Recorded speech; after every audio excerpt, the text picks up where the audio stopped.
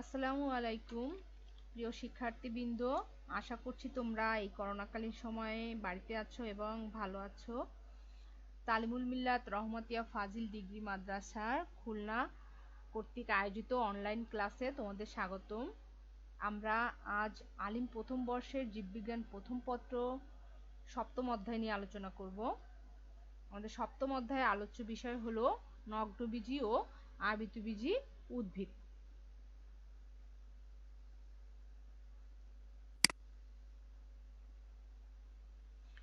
এই নগ্নবীজি আবৃতবীজি উদ্ভিদ এরা হলো যে বীজযুক্ত উদ্ভিদ, অর্থাৎ বীজ উৎপাদনকারী যেসব ভাস্কুলার উদ্ভিদগুলো আছে তাদেরকে নিয়েই আমরা এই অধ্যায়ে আলোচনা করব।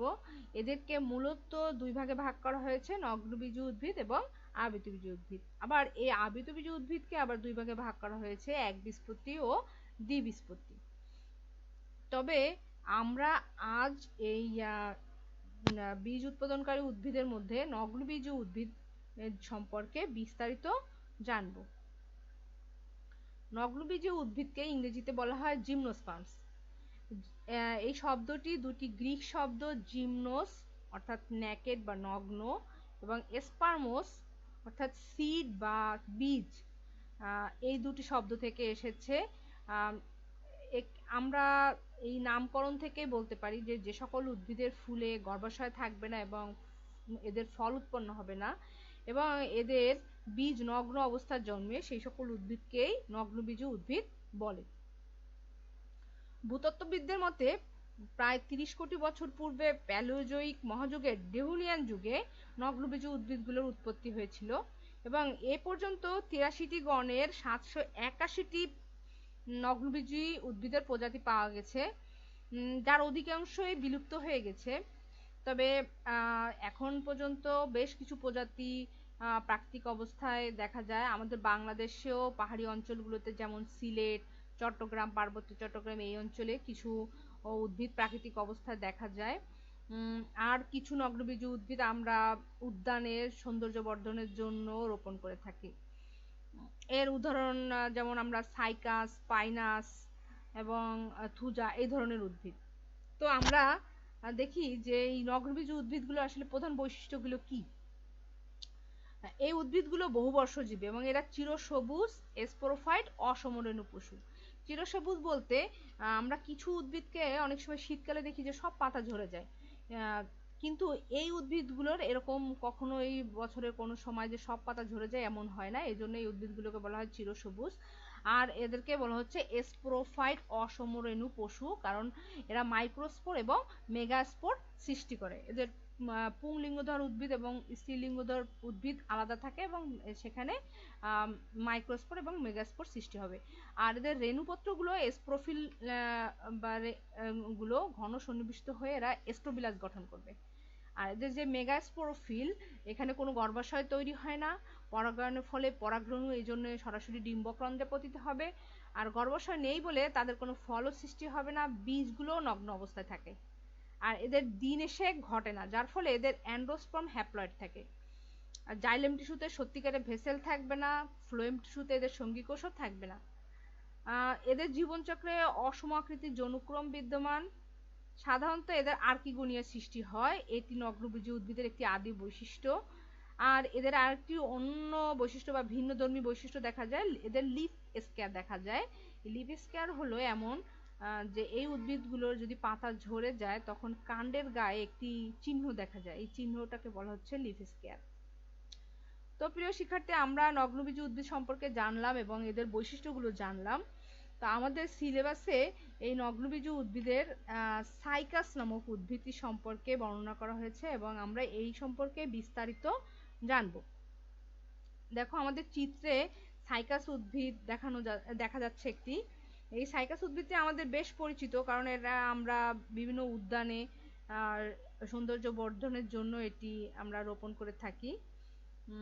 এর পাশে আমরা শ্রেণীবিন্যাস দেখতে পাচ্ছি। সাইকাস উদ্ভিদ কিংডম হলো Plantae, division Cycadophyta, class Cycadopsida, order Cycadales, family Cycadaceae এবং জেনাস হলো সাইকাস। তো এই সাইকাস উদ্ভিদের বৈশিষ্ট্য যদি আমরা দেখতে যাই, তাহলে সাইকাস উদ্ভিদের এটি হলো যে বহুবর্ষজীবী উদ্ভিদ এবং এদের দেহ, মূল, কাণ্ড এবং পাতায় বিভক্ত। এদের পাতাগুলো হলো যে পক্ষল যৌগিক পাতা, আর এদের সবুজ পাতার সাথে কিছু বাদামি রঙের শল্কপত্র থাকবে। এদের যে কচি পাতাগুলো ফার্নের মতো কুণ্ডলিত অবস্থায় থাকে, আর এদের কাণ্ড প্রায় 8 থেকে 14 ফুট পর্যন্ত উঁচু হয়ে থাকে। এদের মূলের একটি বিশেষ বৈশিষ্ট্য রয়েছে। এদের মূলের বৈশিষ্ট্য বলতে এই মূলের বৈশিষ্ট্যকে বলা হচ্ছে কোরালয়েড মূল। এদের মূলগুলোকে বলা হয় কোরালয়েড মূল, এই বিশেষ বৈশিষ্ট্য সম্বলিত মূলগুলোকে। কোরালয়েড মূল আমরা চিত্রের সাথে দেখি যদি, যে কোরালয়েড মূলগুলো দেখতে এরকম। আসলে আমাদের এই যে উদ্ভিদগুলো, এই উদ্ভিদের যে প্রধান মূল যেটা থাকে, এটা কিছুদিন পরে নষ্ট হয়ে যায়। নষ্ট হয়ে যাওয়ার পরে এর পাশ থেকে অস্থানিক মূল সৃষ্টি হয়, যেগুলো ভূমির উপরিভাগের সমতলে থাকে, এবং এই মূলগুলো বিভিন্ন ব্যাকটেরিয়া দ্বারা আক্রান্ত হয়, এবং কিছু সায়ানো ব্যাকটেরিয়া যেমন নষ্ট, ক্যানাবেনা, এগুলো দ্বারা আক্রান্ত হয়। আক্রান্ত হওয়ার ফলে এই মূলগুলো একটা বিকৃত আকার ধারণ করে, যেমন সাধারণ যে সরু আকৃতি থাকে এটা থাকে না, না থেকে এই যে আমরা চিত্রে দেখছি এরকম একটা বিকৃত আকার ধারণ করে। এর অগ্রভাগটা দ্যাঘ্র শাখান্বিত হয়, প্রায় দেখতে আমাদের সামুদ্রিক প্রবাল বা কোরাল যে ওই এদের মতন দেখতে লাগে। এই জন্যেই এই যে বিশেষ মূলগুলোকে কোরালয়েড মূল বলা হয়। তো আর সাইকাসের আরেকটি বিশেষ বৈশিষ্ট্য হলো যে সাইকাসকে জীবন্ত জীবাশ্ম বলা হয়। এখন জীবন্ত জীবাশ্ম যদি আমরা বুঝতে যাই, তখন আমরা একটা জিনিস বুঝতে পারি যে জীবাশ্ম কি। আমরা অনেক সময় বর্তমানে গবেষণা দেখা যায় যে কিছু জীবের, কিছু অনেক আগের কিছু জীবের অংশ পাওয়া যায়, যে অংশগুলো যেমন কোনো প্রাণীর হাড় বা কোনো প্রাণীর দাঁত অথবা কোনো উদ্ভিদের কোনো কাষ্ঠল অংশ, কিছু একটা অংশ আমরা পেলাম, যে যে সকল উদ্ভিদ বা প্রাণী, এই সকল জীবগুলো অনেক আগে ছিল পৃথিবীতে, কিন্তু এরা বিলুপ্ত হয়ে গেছে। কিন্তু এই যে অংশগুলো আমরা পেলাম, এই অংশগুলো থেকে সেই সময়ের জীবগুলোর বৈশিষ্ট্য সম্পর্কে একটা ধারণা পাওয়া যায়। তো এই অংশগুলো, যে অংশগুলো দিয়ে আমরা ওই সময়ের পুরনো বিলুপ্ত জীবের বৈশিষ্ট্য সম্পর্কে ধারণা পেতে পারি, এই অংশগুলোকে বলা হচ্ছে জীবাশ্ম। তো আমাদের এই সাইকাসকে জীবন্ত জীবাশ্ম বলা হওয়ার একটা কারণ হলো যে সাইকাস উদ্ভিদ বর্তমানে যে সাইকাস উদ্ভিদগুলো পাওয়া যায়, এবং এই উদ্ভিদগুলো যে পুরনো সেই মেসোজোয়িক যুগে যে সাইকাস উদ্ভিদগুলো ছিল, সেগুলো তো অধিকাংশ বিলুপ্ত হয়ে গেছে। এই বিলুপ্ত উদ্ভিদগুলো যে বৈশিষ্ট্য, সেই বৈশিষ্ট্য সম্বলিত আমরা যে জীবাশ্মগুলো পেয়েছি, ওই জীবাশ্ম থেকে আমরা দেখতে পাই যে ওই যুগের যে জীবগুলোর বা সাইকাস উদ্ভিদগুলোর যে বৈশিষ্ট্য পাওয়া গেছে, বর্তমানে যে সাইকাডেলিসের যে সব প্রজাতিগুলো বেঁচে আছে, তাদের যে বৈশিষ্ট্যগুলো প্রায় একই রকমের, যার কারণে এই সাইকাসকে বলা হচ্ছে একটা জীবন্ত জীবাশ্ম। অর্থাৎ জীবন্ত জীবাশ্মের সংজ্ঞা যদি আমরা দেখি, যে বর্তমানকালের কোনো জীবিত উদ্ভিদের বৈশিষ্ট্য অতীতকালের কোনো জীবাশ্ম উদ্ভিদের যে বৈশিষ্ট্যের সাথে যদি মিল সম্পন্ন হয়, তখন তাকে জীবন্ত জীবাশ্ম বলে। আমাদের এই কারণে সাইকাস উদ্ভিদ বা সাইকাডেলিসের সকল উদ্ভিদগুলোকেই জীবন্ত জীবাশ্ম বলা হয়। তো প্রিয় শিক্ষার্থী, আমাদের পরীক্ষার জন্য আমাদের এই জীবন্ত জীবাশ্ম এই শব্দটি এবং কোরালয়েড মূল এই শব্দটি কিন্তু খুবই গুরুত্বপূর্ণ, আমাদের একটু মনে রাখতে হবে এই বিষয় নিয়ে। তো আমরা এই সাইকাস সম্পর্কে যেটুকু জানলাম, আমরা যদি সাইকাসের শনাক্তকারী বৈশিষ্ট্য দেখি, তাহলে যে সাইকাস উদ্ভিদ স্পোরোফাইট, এদের দেহ, মূল, কাণ্ড এবং পাতায় বিভক্ত, এদের উদ্ভিদ খাড়া পাম জাতীয়, এবং এদের বীজ উৎপন্ন হবে কিন্তু ফল উৎপন্ন হবে, অর্থাৎ এরা বীজ নগ্ন।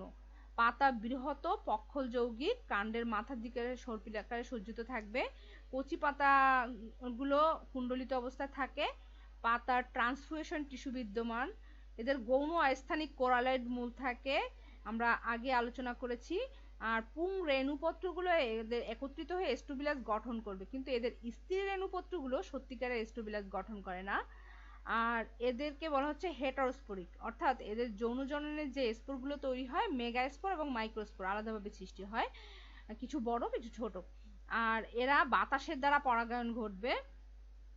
সাইকাস উদ্ভিদের আরেকটি বিশেষ বৈশিষ্ট্য হলো যে সাইকাসের যে শুক্রাণু আছে, এই শুক্রাণু উদ্ভিদকুলের সর্ববৃহৎ শুক্রাণু। এরা দেখতে লাঠিমের মতো সচল ও বহু ফ্লাজেলা বিশিষ্ট।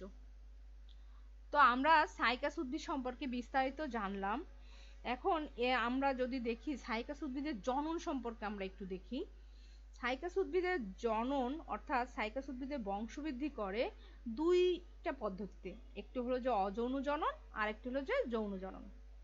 আমরা জানি যে শুক্রাণু ও ডিম্বাণুর মিলন ছাড়া অন্য যে সকল পদ্ধতিতে উদ্ভিদের বংশবৃদ্ধিটা হয় তাদেরকে বলা হচ্ছে অযৌন জনন।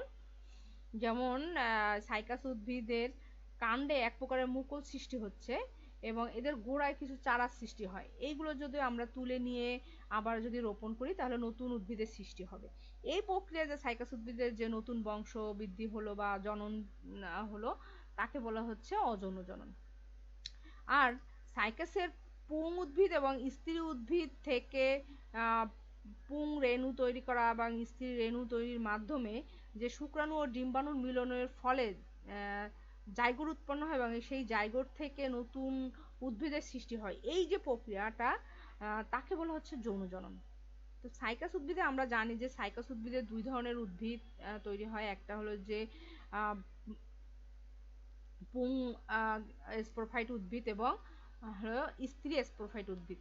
তো পুং স্পোরফাইট উদ্ভিদ যেটা, এখানে মাইক্রোস্পোরোফিল নামক একটা অঙ্গ সৃষ্টি হয়। এই মাইক্রোস্পোরোফিলে আমরা দেখতে পাই যে মাইক্রোস্পোরোফিলে অনেকগুলো স্পঞ্জিয়া তৈরি হবে। এই স্পঞ্জিয়াগুলো ভিতরে স্পোর মাতৃকোষ তৈরি হয়। তো এই স্পোর মাতৃকোষগুলো কি করবে, মায়োসিস প্রক্রিয়ায় বিভাজিত হবে। মায়োসিস প্রক্রিয়ায় বিভাজিত হয়ে কিছু হ্যাপ্লয়েড পুংরেণু তৈরি করবে। এই পুংরেণুগুলোই পরবর্তীতে শুক্রাণুতে পরিণত হবে।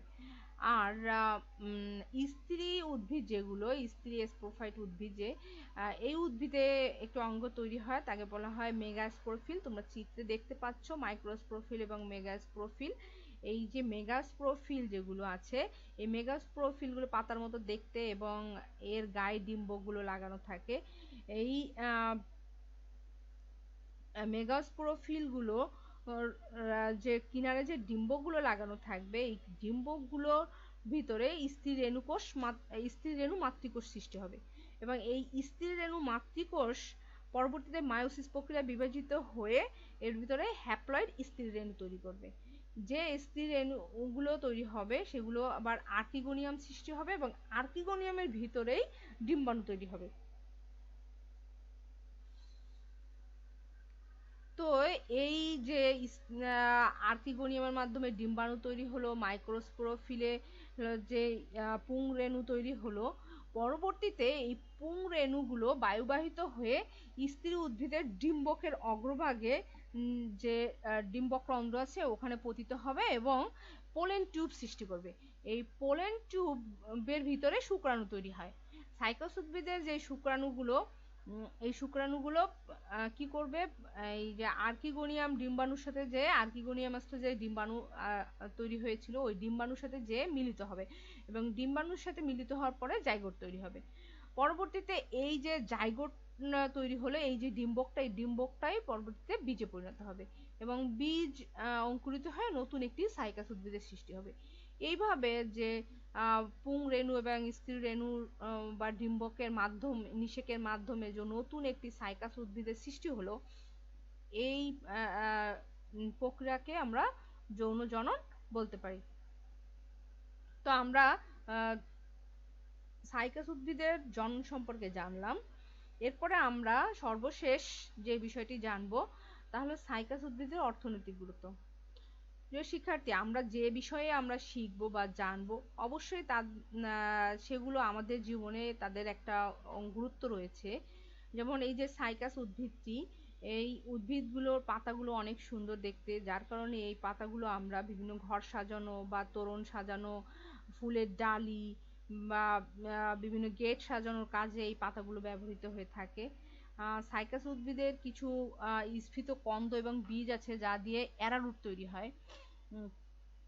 আবার কিছু বীজ থেকে সাগু তৈরি হয় এবং এদের যে কাণ্ডের মজ্জা আছে এগুলো দিয়ে মদ তৈরি হচ্ছে।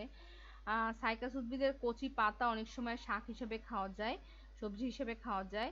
আর এদের পাতার কিছু প্রজাতি যেমন সাইকাস সার্সিনালিস প্রজাতির কচি পাতাগুলো পাকস্থলী পীড়া এবং চর্মরোগের ওষুধ হিসেবেও ব্যবহৃত হয়ে থাকে। তো প্রিয় শিক্ষার্থী, আমরা আজ সাইকাস উদ্ভিদ, এদের গঠন এবং এদের জনন সম্পর্কে বিস্তারিত জানলাম, এদের বৈশিষ্ট্য সম্পর্কে জানলাম, নগ্নবীজী উদ্ভিদ সম্পর্কে আমরা বিস্তারিত জানলাম। এর পরবর্তী ক্লাসে ইনশাআল্লাহ সপ্তম অধ্যায়ের আবৃতবীজী উদ্ভিদ সম্পর্কে জানবো। তোমাদের এই ক্লাসে উপস্থিত থাকার জন্য সবাইকে অনেক ধন্যবাদ এবং আগামী ক্লাসে তোমরা উপভোগ করবে এই আশা রেখে আজকে এখানে শেষ করলাম। আসসালামু আলাইকুম।